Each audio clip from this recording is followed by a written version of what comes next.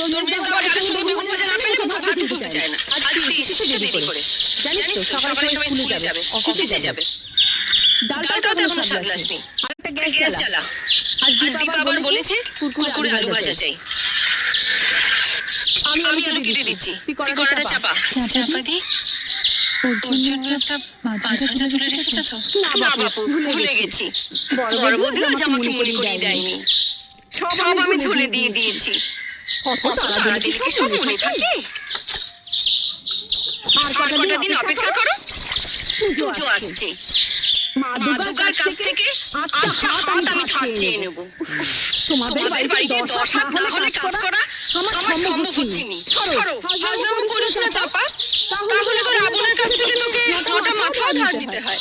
10টা মাথা না হলে সকলের সব